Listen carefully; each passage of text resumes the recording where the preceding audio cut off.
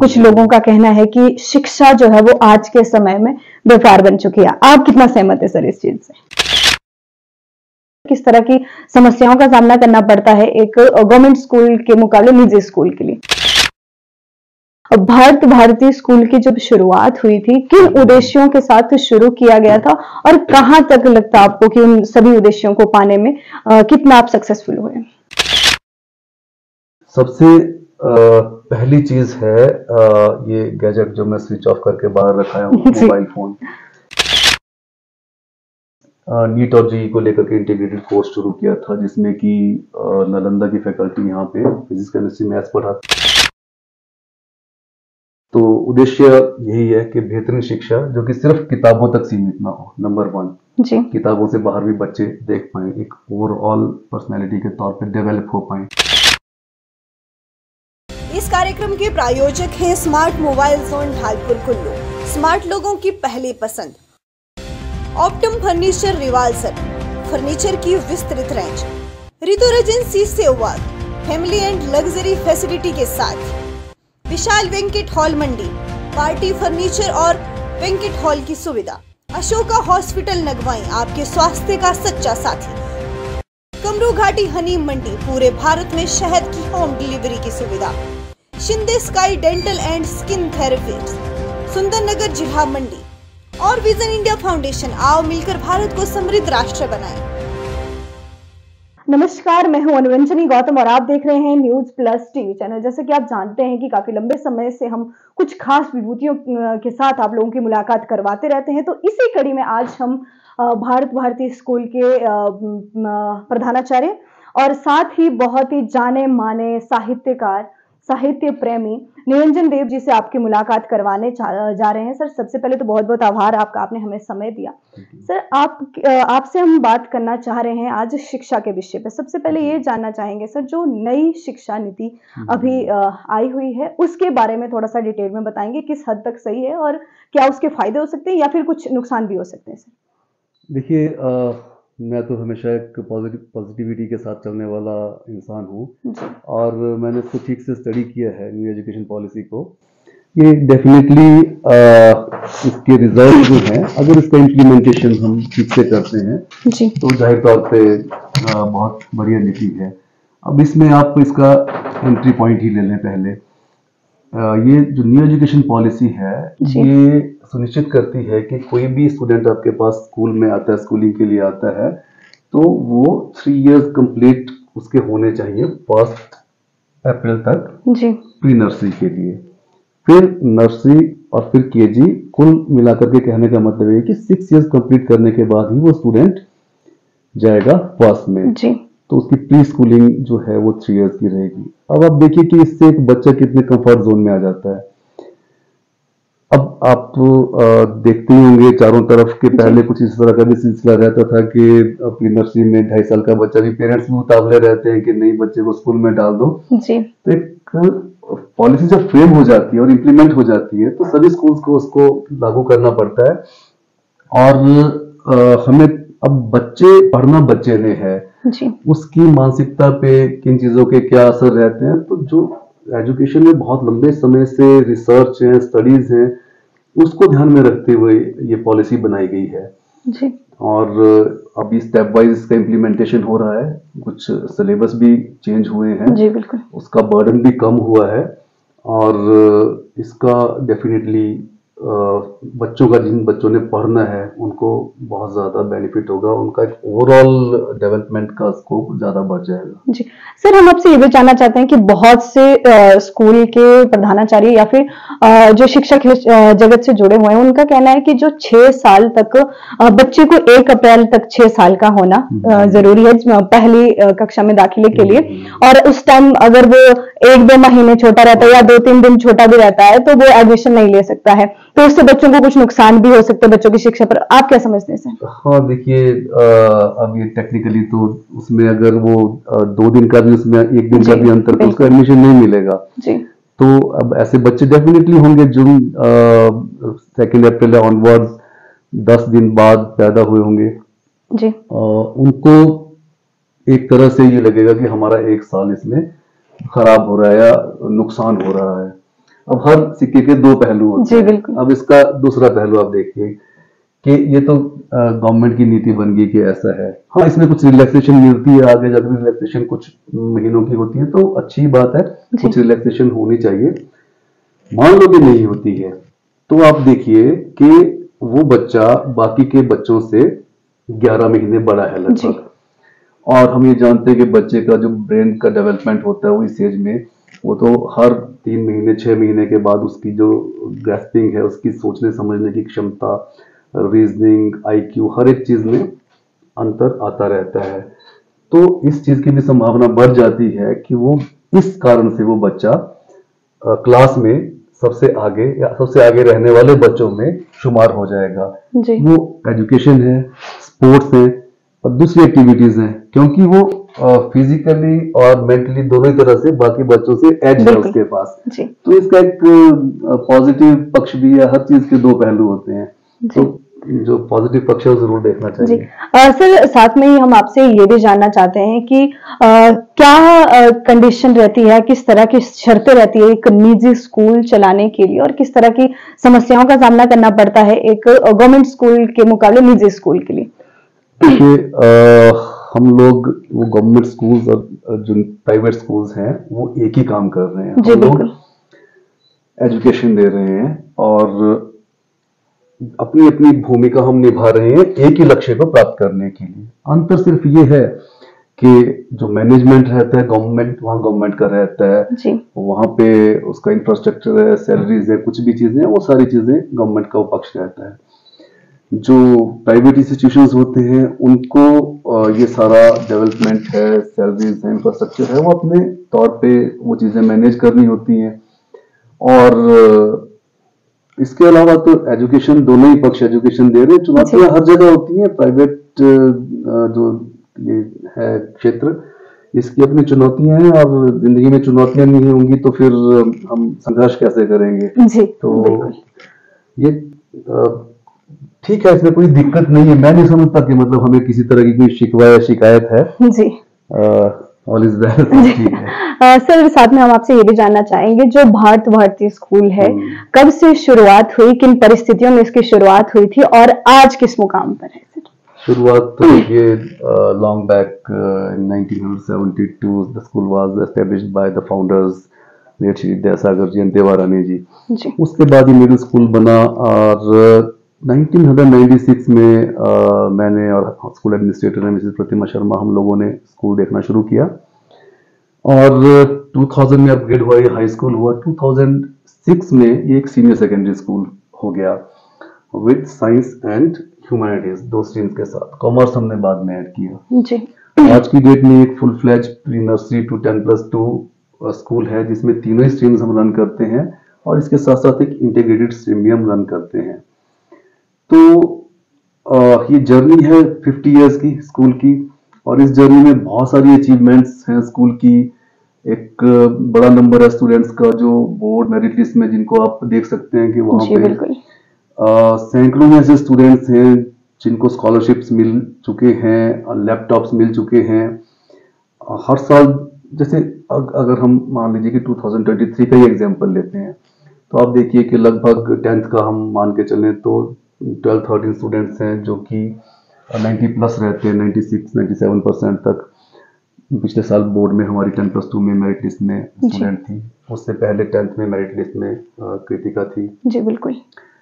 अब पैमाना क्या है, जैसे कि 53 स्टूडेंट्स 10th में थे, अब 53 स्टूडेंट्स में से टॉप 200 में 26 स्टूडेंट्स हैं। तो ये एक पैमाना हो सकता है जहां पे हम आंक सकते हैं कि ओवरऑल बच्चे किस तरह से ग्रो कर रहे हैं। तो जो हमारा HP board of school education है, वो टॉप 200 स्टूडेंट्स को सर्टिफिकेट ऑफ मेरिट देता है हर साल। तो 10th में मैंने आपको बताया नंबर, और +2 का नंबर 2023 का अगर हम देखें तो 190 स्टूडेंट्स हमारे पास थे इन ऑल 3 स्ट्रीम्स।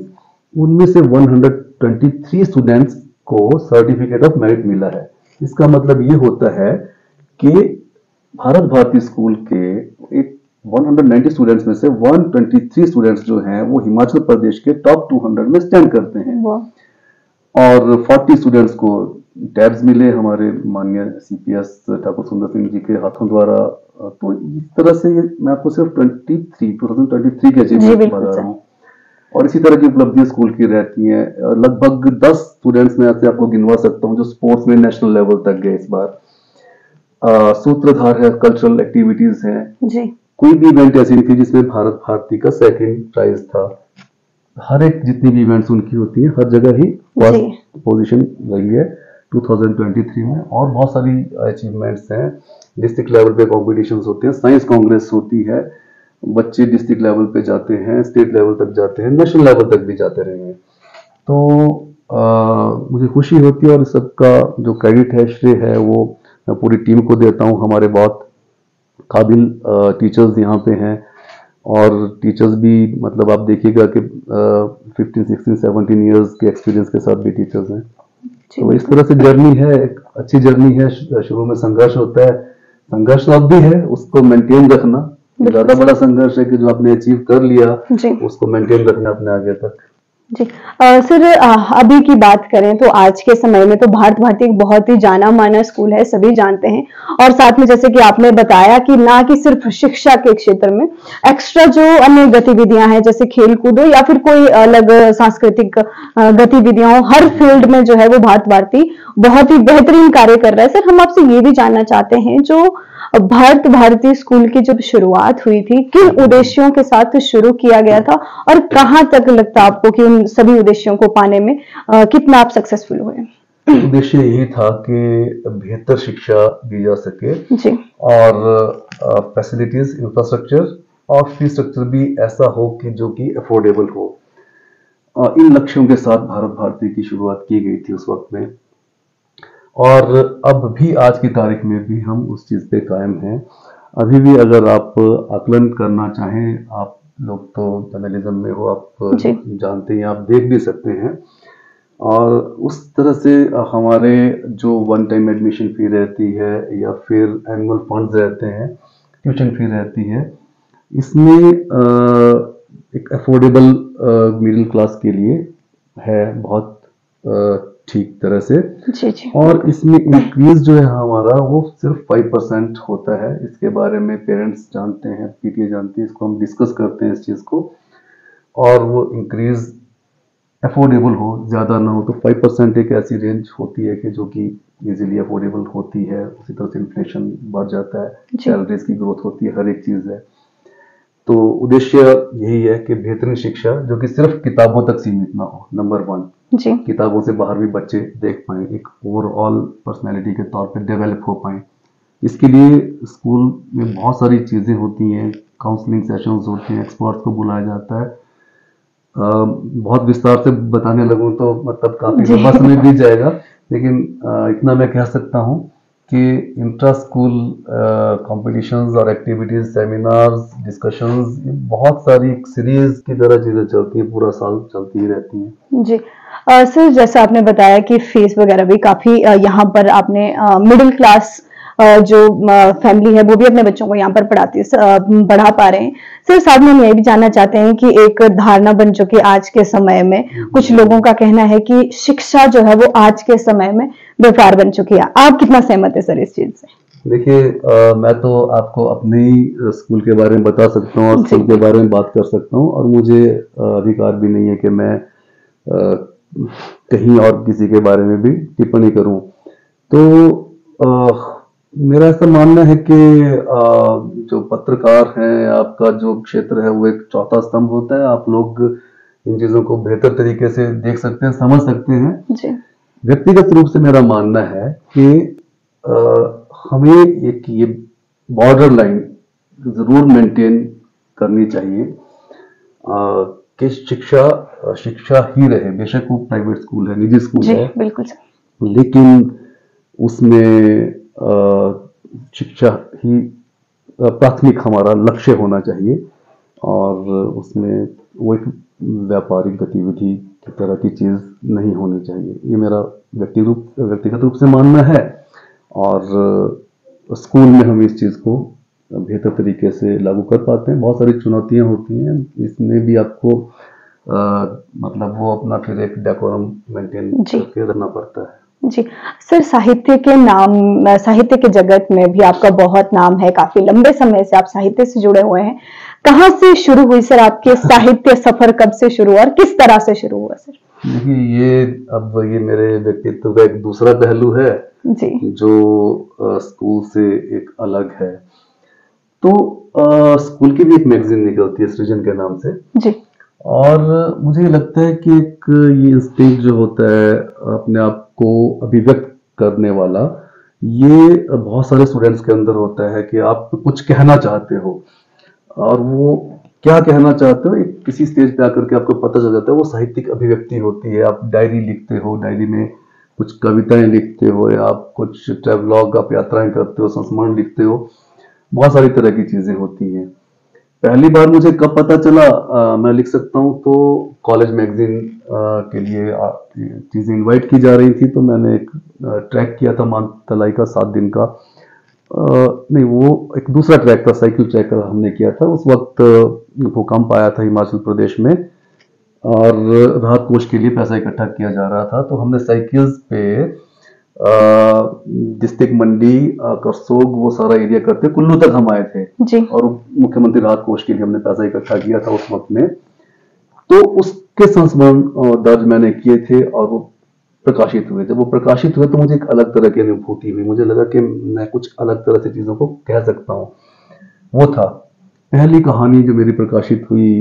ये 1994 की बात रही होगी, मैं दिल्ली में था, जेएनयू में प्रकाशित हुई। और राजेंद्र यादव, पुरुषोत्तम अग्रवाल ऐसे बहुत बड़े साहित्यकार, मैनेजर पांडे भी थे, उनके समक्ष मुझे कहानी पाठ का भी उस मौका मिला था, उसको अप्रिशिएट किया गया और तब मुझे लगा कि मैं कहानी लिख सकता हूँ। मैंने कुछ एक किताबों के रिव्यू किए, विपाशा पत्रिका है तो उन्होंने मुझे आलोचक बना दिया कि आप आलोचना लिखते हैं। तो इस तरह से 2-3 विधाओं में मुख्यतः कविता और आलोचना, कहानी और आलोचना और कभी कभी कविता भी। तो इस तरह से मेरा साहित्यिक सफर है जी। क्या उद्देश्य सर साहित्य के क्षेत्र में आपका? उद्देश्य देखो, मुझे लगता है सबसे पहली चीज तो ये होती है कि आप कुछ कहना चाहते हो और वो कहना क्या है, किसको लेकर के आप कहना चाहते हो जी। कि अपने आप को लेकर कहना चाहते हो, अपने समाज को लेकर के कहना चाहते हो। जो समाज है ना, एक बहुत कॉम्प्लेक्स इकाई है, ये लेयर्ड, बहुत सारी परतें होती हैं इसकी। अब यहाँ से साहित्य की भूमिका शुरू होती है। साहित्य सिर्फ वही नहीं है जो हम शेर व शायरी या गीत लिखते हैं। बिल्कुल। साहित्य का मतलब है कि आपके सामाजिक सरोकार क्या है। समाज कई तरह से विभाजित है, वर्गों के आधार पर विभाजित है, जाति के आधार पर विभाजन है। समाज में बहुत सारी तरह की चीजें हैं और जेंडर वाइज भी आप देखिए तो बहुत सारी चीजें हैं। यूथ है, उनके साथ कई तरह की समस्याएं हैं, मनोवैज्ञानिक समस्याएं हैं, नशे की समस्या, बहुत सारी तरह की चीजें होती हैं। तो कहानी मतलब आपके पास आती कैसे है, मुझे इनवाइट कैसे करती है, कोई घटना मुझे इनवाइट करती है, कोई घटना जो आपका पीछा करती है, हॉन्ट करती है, आपको बार बार आपको परेशान करती है, तो फिर वो अभिव्यक्त होती है। कहानी के रूप में भी हो सकती है, कविता के रूप में भी हो सकती है। तो उद्देश्य की बात आपने की तो सामाजिक सरोकार, उनको लेकर के अपनी बात जी। सर, हम आपसे ये भी जानना चाहेंगे, जो आपका विद्यालय है, आपके विद्यालय के लिए आपने आगे के लिए क्या सपना देखा है, क्या लक्ष्य रखा हुआ है कि किस तरह का आपका सपना है विद्यालय को लेकर या शिक्षा के क्षेत्र में? हाँ, ये एक अच्छा सवाल है। सपने हमेशा देखना चाहिए और मैं अपने स्टूडेंट्स से, अपने टीचर से भी यही कहता हूँ। और सही मायने में कहूँ तो जो मेरे सपने हैं शिक्षा को लेकर के, उसको स्कूल के स्टूडेंट्स और टीचर्स यही लोग साकार कर रहे हैं। तो उसकी एक भूमिका, उसका एक रोड मैप तैयार करने का काम वो हमारा रहता है एडमिनिस्ट्रेशन के तौर पर। और मैं ये चाहता हूँ कि स्टूडेंट्स जो हैं वो आर्गुमेंटेटिव हो, उनके पास तर्क क्षमता हो और इन्हीं चीज़ों को लेकर के हम कई तरह के प्रयोग करते रहते हैं। जैसे कि ह्यूमैनिटीज़ में अभी एक समय में ये धारणा थी कि जिनके कम मार्क्स आते हैं उनको आर्ट्स पढ़ना चाहिए, अदरवाइज साइंस पढ़ना चाहिए, कॉमर्स पढ़ना चाहिए। वो धारणा बदली है, बहुत तेजी से बदली है और मुझे लगता है कहीं ना कहीं इसमें जो हम बच्चों के साथ काउंसलिंग सेशंस करते हैं उनकी भी भूमिका है। और वैसे भी जागरूक हुआ है इंटरनेट, दूसरी चीज़ें हैं, बच्चों की सोचने की, निर्णय लेने की वो जो क्षमताएं हैं उनमें परिवर्तन आया है। आज की तारीख में जो बच्चे बहुत अच्छे हैं, बहुत मेधावी हैं, बहुत 90s में उससे वो बच्चे भी ह्यूमैनिटीज में आते हैं। मतलब वो चीज़ नहीं कि इस वजह से आपने साइंस पढ़ना है, इस वजह से वो ह्यूमैनिटीज में आना चाहता है। तो मेरी ये कोशिश रहती है और हम ऐसा और इस चीज को आगे बढ़ाना चाहेंगे कि सेमिनार्स हो स्कूल में, होते भी हैं, पर वो बढ़ना है उस चीज को आगे। तो कोई टॉपिक है उसको लेकर के स्टूडेंट्स ही प्रेजेंट कर रहे हैं, उसको प्रेजेंटेशन है, उसको लेकर के डिस्कशन हो रही है, स्टूडेंट्स उसमें पार्टिसिपेट कर रहे हैं, टीचर्स उसमें पार्टिसिपेट कर रहे हैं, चर्चा हो रही है। और आप मान लीजिए आप पॉलिटिकल साइंस पढ़ते हैं, उसमें आप जुडिशरी पढ़ रहे हैं, तो उसको आप अपने सब्जेक्ट जो आपकी थ्योरेटिकल नॉलेज है वहां तक ना सीमित रहे, बल्कि आप उसको जो समसामयिक चीजें हैं उनसे जोड़ करके स्टूडेंट अपना पेपर, अपना प्रेजेंटेशन ला सके। जो घटनाएं विश्व में घट रही हैं, देश में घट रही हैं, उनसे जुड़ सके। तो एक दायरा सोचने समझने का बच्चों का विकसित हो, बढ़े, वो किताबों तक सीमित ना रह जाए। दूसरा मैं ये सपना देखता हूं कि जो बच्चे हैं वो खुश रहें, हर तरह से खुश रहें। तो उसके लिए हम मिलकर के काम करते हैं। एडमिनिस्ट्रेशन में मैं हूँ, स्कूल एडमिनिस्ट्रेटर है, वाइस प्रिंसिपल है हमारी, और योजनाएं बनाते हैं। जैसे हमने पिछले साल क्या किया कि हमने स्पोर्ट्स के गेम्स के पीरियड बढ़ा दिए, बड़ी क्लासेस में भी बढ़ा दिए, और प्ले ग्राउंड एक बच्चों को दिया है, अलग से प्ले ग्राउंड और है स्कूल में। और हमने देखा कि वो बच्चों को वो ज्यादा खुश रहने लगे, ज्यादा, और उसका वो रिफ्लेक्शन आपको उनकी स्टडीज में भी देखने में मिलता है। जो प्रेशर्स हैं वो बच्चे वो थोड़े रिलीज होंगे तो अच्छा कर पाएंगे। बाकी मैं चाहता हूं कि इंटीग्रेटेड स्टडीज की तरफ हम बढ़े, और हायर एजुकेशन में ऐसा हो रहा है कि न्यू एजुकेशन पॉलिसी भी उसके लिए स्पेस दे रही है आगे आपको। अभी हमने नीट और जेईई को लेकर के इंटीग्रेटेड कोर्स शुरू किया था, जिसमें कि नालंदा की फैकल्टी यहाँ पे फिजिक्स, केमिस्ट्री, मैथ्स पढ़ाते हैं। हमें पहले इंटीग्रेटेड बैच में रिजल्ट मिले, बच्चों ने एग्जाम क्रैक किया। सत्यम ठाकुर है, उसका एमबीबीएस में टांडा में एडमिशन हो गया है। आकांक्षा का एमबीबीएस चंबा में, जहीन भारद्वाज एनआईटी उधर है हमीरपुर में। ये बच्चे कैसे गए? +2 के साथ ही गए, इन्होंने गैप ईयर नहीं लिया। +2 में भी इन्होंने 94, 92 ऐसा करके अच्छे मार्क्स लिए, और ये एग्जाम भी क्रैक किया जो नेशनल लेवल का एग्जाम है। तो वैसे ही मैं चाहता हूं कि जो ह्यूमैनिटीज में बच्चे हैं, कॉमर्स में बच्चे हैं, उनकी भी फाउंडेशन मजबूत हो, तो उनको भी हम कुछ अतिरिक्त चीजें उनके साथ कर पाए, प्रयोग कर पाए। और शिक्षा प्रयोगात्मक होनी चाहिए, टेक्निकल ज्यादा हो। अब न्यू एजुकेशन पॉलिसी आपको इन चीजों को लेकर के दरवाजे, खिड़कियां खोल रही है, तो ये चीजें ज्यादा हो पाएंगी।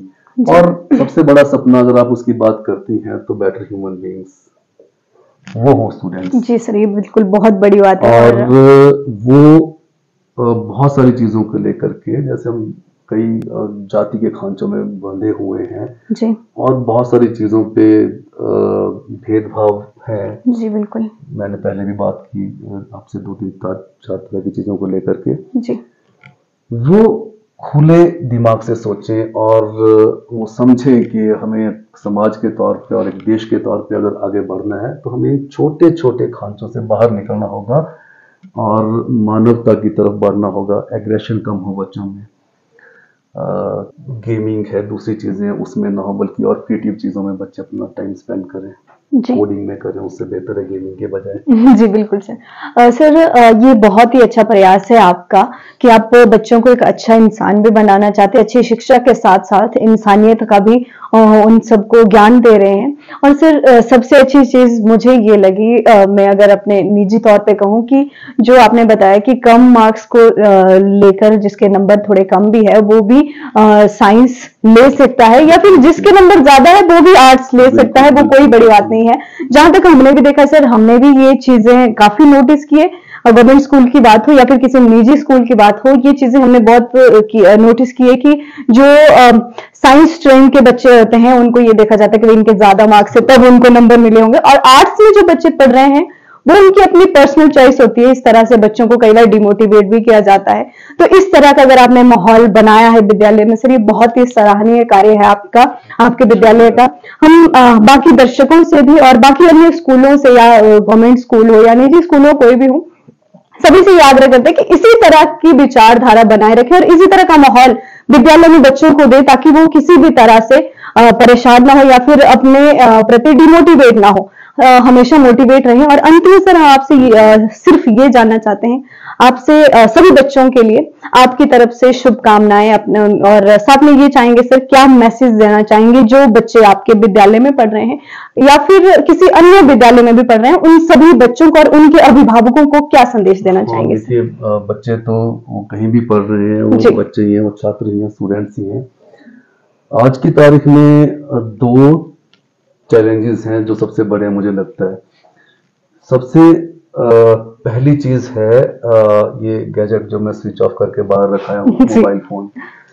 अभी मैं कई बार कहीं भी जाता हूँ, कभी सोसाइटी में, सपोज हॉस्पिटल में बैठा हूँ, तो वहां देख लेता हूँ अब पेरेंट्स जो है वो छोटे छोटे बच्चों को, कि वो तंग ना कर रहे हैं उनको बच्चों को, तो मोबाइल फोन पकड़ा देते हैं। और वो बच्चा जो है बहुत स्मार्ट है, उसको धीरे धीरे पता चलने लगता है कि इसमें मैं कहाँ कहाँ क्या क्या अपना एक्सप्लोर कर सकता हूँ।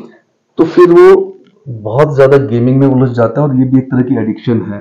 अब तो बड़े शहरों में क्लिनिक्स तक होने लगे कि कैसे इससे पिन छुड़ाएं। मैं पेरेंट्स से बात करता हूँ कि बच्चा जिद करता है, तोड़ फोड़ करने लगता है। अब सोचो कि अगर आप बच्चे को मोबाइल फोन नहीं दे रहे हैं, छोटा बच्चा है, वो सेकंड थर्ड का बच्चा मान लो, और वो तोड़ फोड़ मचा रहा है घर में, तो इसके लिए कौन जिम्मेदार है? फिर रिस्पॉन्सिबिलिटी तो समाज के तौर पे हमें लेनी होगी, बड़ों को लेनी होगी, कि हमें तय करना होगा किस सीमा के बाद बच्चे तक मोबाइल फोन जाए और कितना जाए। एक नियम कायदे हो घर पे। एल्डर्स, बड़े माता पिता होने के नाते हमें भी ये देखना होगा कि हम बच्चों के सामने कितना प्रयोग करें उसको, क्योंकि वो तो हम ही से देखेंगे सीखेंगे बच्चे।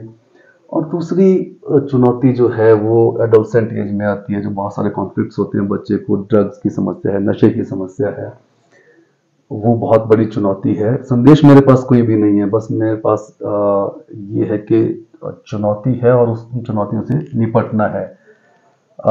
हमें गेमिंग से बचना होगा, उसमें बहुत सारी वायलेंस रहती है और वो कहीं ना कहीं हमारे अंदर भी प्रवेश कर जाती है धीरे धीरे। हमें पॉजिटिव चीजें उसमें से लेनी है। जो ये कंप्यूटर है, इंटरनेट है, ये बहुत बड़ा सोर्स भी है नॉलेज का, ज्ञान का। तो बच्चों को इसी तरह से मोटिवेट भी करता हूँ और यही चाहता भी हूँ जो नई पीढ़ी है कि वो चीज वहां से ले। समुद्र मंथन की तरह है, वहां पे एक तरफ अमृत है, एक तरफ विष है। अनजाने में कहीं हम विषपान ना करने लग जाएं। इस चुनौती से निपटना ये सबसे बड़ी चुनौती है और यही इसी को आप संदेश भी समझ सकते हैं। जी, बहुत बहुत धन्यवाद सर। आज हमने आप सभी की मुलाकात करवाई है निरंजन देव जी से, जो आप सभी के समक्ष पहले भी आते रहते हैं, आप सभी इनसे परिचित हैं। आगे भी कुछ ऐसी ही खास विभूतियों से आप लोगों की मुलाकात करवाते रहेंगे। तब तक के लिए धन्यवाद। इस कार्यक्रम के प्रायोजक हैं smart mobile zone Dhalpur Kullu, smart लोगों की पहली पसंद। ऑप्टम फर्नीचर रिवाल्सर, फर्नीचर की विस्तृत range, Ritu agency Sehwag, family and luxury facility के साथ विशाल वेंकट हॉल मंडी, पार्टी फर्नीचर और वेंकट हॉल की सुविधा। अशोका हॉस्पिटल नगवाई, आपके स्वास्थ्य का सच्चा साथी। कमरू घाटी हनी मंडी, पूरे भारत में शहद की होम डिलीवरी की सुविधा। Shinde sky dental and skin therapy, Sundernagar जिला मंडी। और विजन इंडिया फाउंडेशन, आओ मिलकर भारत को समृद्ध राष्ट्र बनाएं।